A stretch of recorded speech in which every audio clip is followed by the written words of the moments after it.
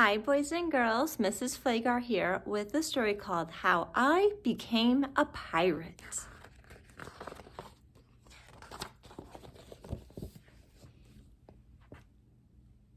Pirates have green teeth, when they have any teeth at all.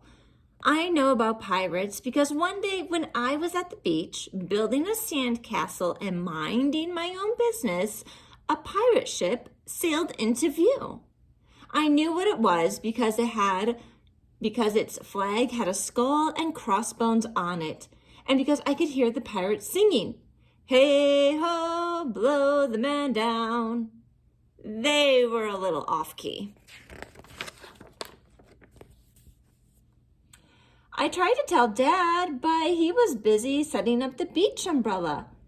I tried to tell Mom, but she was busy slathering my baby sister with sunblock. So I went back to my sandcastle, but I kept an eye on the pirates. By then, they were rowing to shore. When they landed, the head pirate climbed out of the boat and yelled, "Ahoy there, matey! Be this the Spanish Main?" "No," I said. "This is North Beach." "Shiver me timbers," the pirate said. "We must have taken a wrong turn at Bora Bora." He walked around my sandcastle. He looked at the moat, then yelled back to his crew, "He's a digger, he is, and a good one to boot." "A good one to boot," the others agreed. "What be your name, matey?" the head pirate asked. "Jeremy Jacob, sir," I told him. "Well, Jeremy Jacob," he said, "you're looking at Braidbeard and his crew. We've been needing a digger like yourself. We've a chest of treasure to bury." "Aye, treasure!" the others shouted. "You're coming with us," Braidbeard told me. I didn't think Mom and Dad would mind, as long as I got back in time for soccer practice the next day. That's how I became a pirate. As soon as we were on board, Braidbeard showed me the chest of gold and jewels. "Got to find a safe place for this here treasure. It's high time we're off," he announced. "We're off!" we all shouted, and then we set sail. There was plenty to do on board. The pirates taught me to sing sea chanties, the louder the better, and to say real pirate stuff like landlubber and scurvy dog. By dinner time, I could speak pirate perfectly. I also learned pirate manners. Braidbeard pounded his fist on the table and yelled, "Down the hatches, me ladies!" "Down the hatch!" we all shouted. Braidbeard gulped his food and said, "Hand over the meat!" "The meat!" we all roared. Nobody told us to finish our spinach, there wasn't any, or to chew up our carrots. They weren't allowed on board. We talked with our mouths full, and nobody said please or thank you. After dinner, I tried to teach the pirates to play soccer.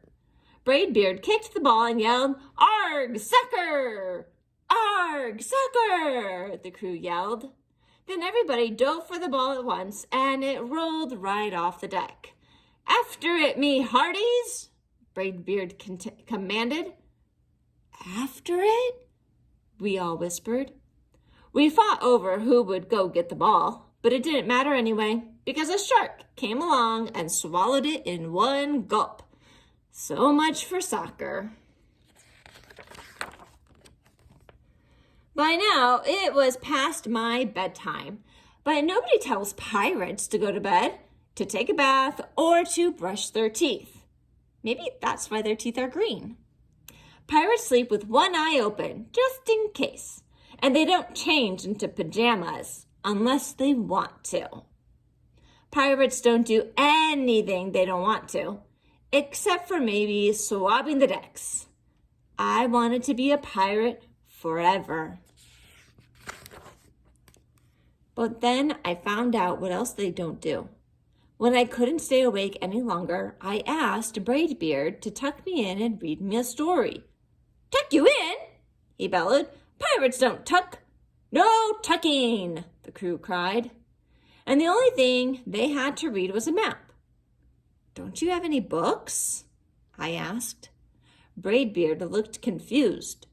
Books? I didn't even bother to ask about a good night kiss. It wasn't easy to fall asleep without a story, but I was finally dozing off when a storm broke. Thunder boomed and lightning flashed. I tried to hide under the covers as waves slammed up against the ship, but I kept falling out of my hammock.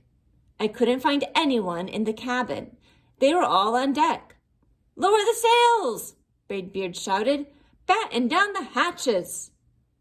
Everybody ran around yelling and lowering and battering. Nobody had time to sit close and tell me it would be over soon. Nobody even noticed me. I decided that I didn't want to be a pirate after all.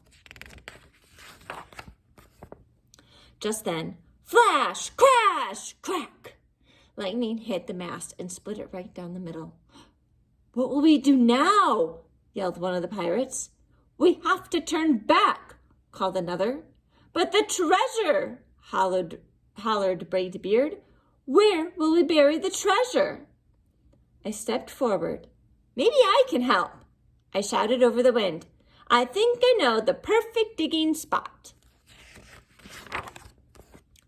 When the storm was over, we rowed back to shore and buried the chest. We drew a map so we could find the treasure again. But I don't think I'll need it, says Jeremy Jacobs' backyard. After that, the pirates repaired the ship and got ready to set sail. Before they left, Braidbeard handed me a flag and said, "You make a fine pirate, Jeremy Jacob. Guard that treasure well. We'll be back to get it soon enough." "Soon enough," the crew repeated. "And if you ever need us," Braidbeard added, "just run that Jolly Roger up yonder pole." "Up yonder pole," the others shouted. "And maybe I will, but not today. I have soccer practice." The end. Boys and girls, I hope you really enjoyed the story of how I became a pirate. My question for you and everyone in your family is, if you could be a pirate, would you? Why or why not? Have everyone explain their answers, and I will see you next time. Bye.